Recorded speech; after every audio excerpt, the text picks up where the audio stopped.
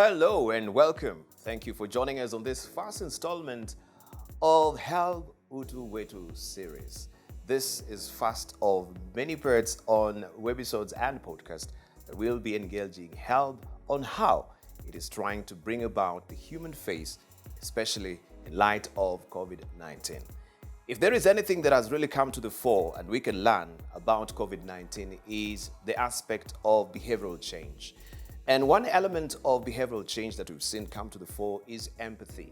Empathy. The world has been speaking about sustainability, empathy, people, planet. COVID-19 has taught us to really show the human side of us. And this is what HELB is doing with the HELB Wetu series. This is going to be a very engaging conversation where we'll be engaging you on aspects of how HELB is trying to bring the human face in their activities. And I have the pleasure of hosting today on this first installment the CEO of Higher Education Loans Board. This is none other than Charles Ringera. Good to see you, sir. Thank you, Dibal, and good morning to everybody viewing us from wherever they are viewing us. We are great this morning. Fantastic. Well, I'm really excited about this particular mantra that we have of the Higher Education Loans Board. And first of all, I will just want to hear from you what really piqued your interest to come with this particular mantra, Wetu. So the aspect of Wetu is really for what we do on a daily basis. And we think by empowering dreams is part of the Wetu. Because we know when we empower dreams in terms of financing your education, you get your education, and then you're able to feel for yourself, then that is Wetu. And when we look at even whatever we have done over the last, in particular, 25 years that we have existed as a board, then it's all about humanity. And that's where we have come from. That is what we are doing. That is what we intend to do in the next Jubilee celebrations that we are looking at. Yes. And of course, as I mentioned, we're living in torrid times, COVID-19 pandemic. I don't know, maybe just from the CEO perspective, how have you been handling it and how also has it shifted the paradigms of doing your business? So it has been tough. I mean, I got to look at, and even if I start only at our students who, left schools early in March, and there's nothing much we have been able to do to them since they went away. Of course, there's been a bit of online learning, and we are trying to fund them despite the meager resources that we are having, even during these very difficult times. So students were the first major impact that, we saw. Then we got the people who are supposed to be repaying our loans. And of course, during these times, what has happened in terms of jobs, retrenchment, downsizing, right-sizing, people on leave without payment. And therefore, because of taking care of livelihoods, we've seen, loan recoveries just plummet. People who are able to pay us before, they can no longer now pay us. And therefore, it means that we don't even have money to be able to, finance the students that are supposed to be in school. And then finally is, our staff. The thing is, we had invested quite heavily in terms of technology. So that didn't affect us so much. But we had to keep people away so that that aspect of contamination does not come in. And there has been a major impact. Of course, mental state of people, knowing how they are doing, doing those mass testings, then some of them are, they become positive.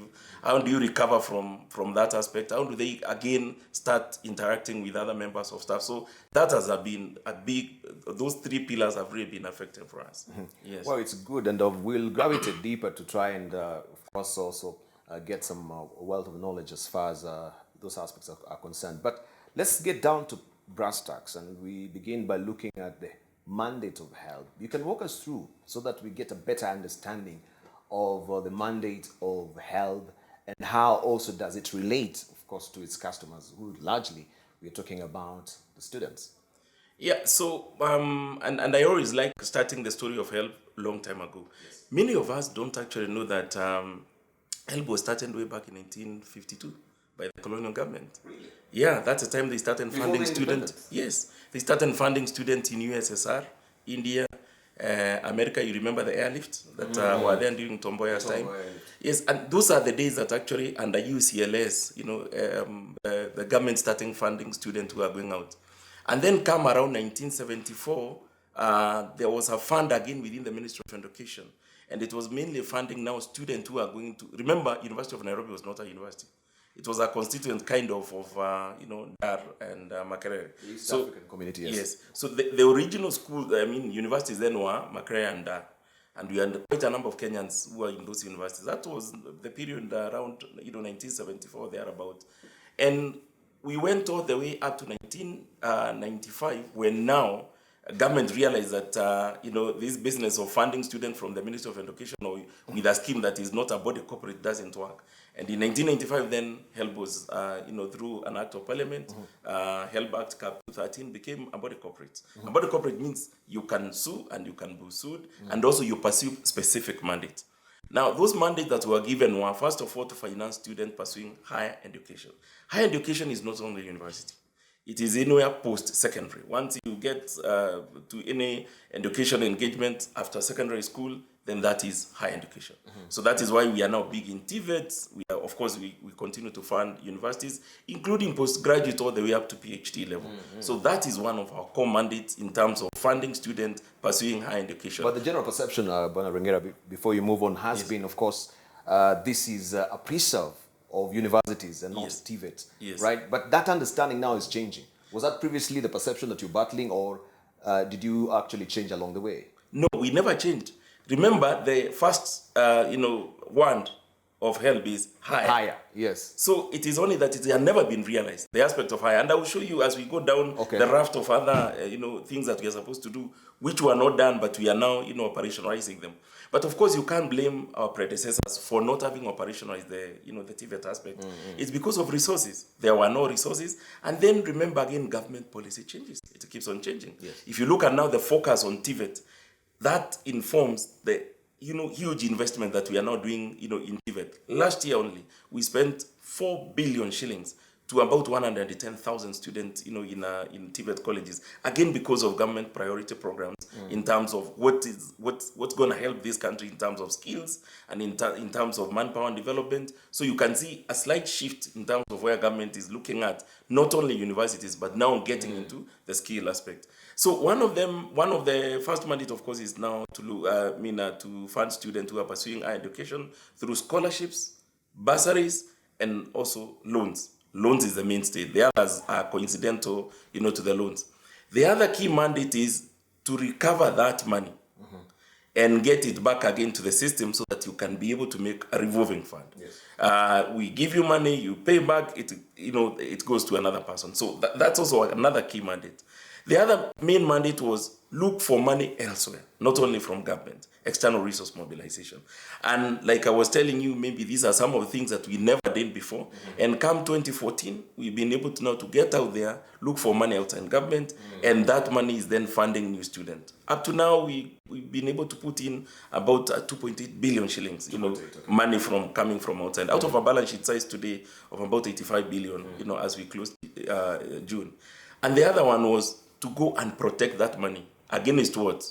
Death. People can die with our money, and we have quite a number of deaths. If you remember Garissa, what happened, the terror attack in Garissa University.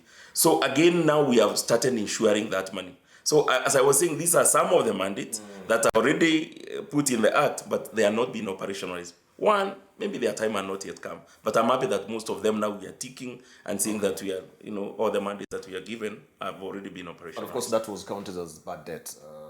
The tragedy that we had in Garissa, and basically death.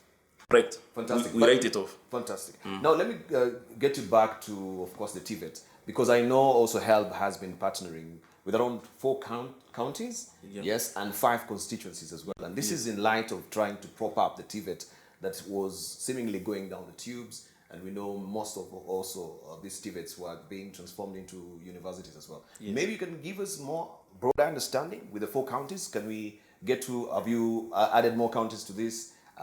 Which are these also 5 constituencies? So today, if you look at our funding partners who are helping us in terms of resource mobilization, we now have got about 6 counties actually, to be precise. 6 counties, okay. Yes, who are helping us in terms of mobilizing resources to help their countians, if there's a one like countians. Again, the constituencies, we are at about, I think, 8 of them. Again, trying to help their constituents to pursue higher education. Now, let's talk about the story of TVET.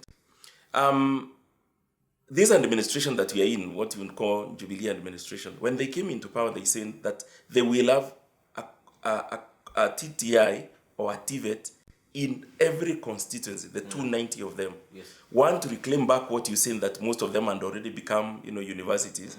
And then we had realized that in terms of employment, that the guys with the skills, the technical skills, were actually being more absorbed better than the guys maybe with the social sciences, from universities. And therefore, to date, from the 48 colleges that were there, TVET colleges that were there in 2013, today we are at 171 TVET colleges across the country. We've seen enrollment in those colleges move from something like 10,000 in the 48 colleges. Today, the enrollment is about 420,000 students, across all those TVET. And therefore, it was important for us now to start also supporting them the same way we support, the university students. Now, money was not enough. So that is why we reached out now to these constituencies and these counties that come and help us. Government, the national government has put in this amount of money. If you can be able to earn us, in a little that you have, then it means that we are actually seeing more of our population getting out in terms of employment. So that was our spirit.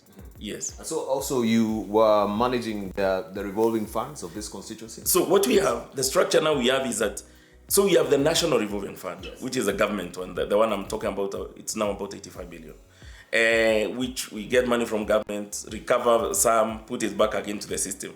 We then say, can we be able to do mini revolving funds for counties and constituencies? Yes. So that is what we are doing. So they will give us the money, we channel it to the accountants, they finish school, and then they will pay back so that they can be able to help their fellow countians. So we have many now revolving funds for all these counties.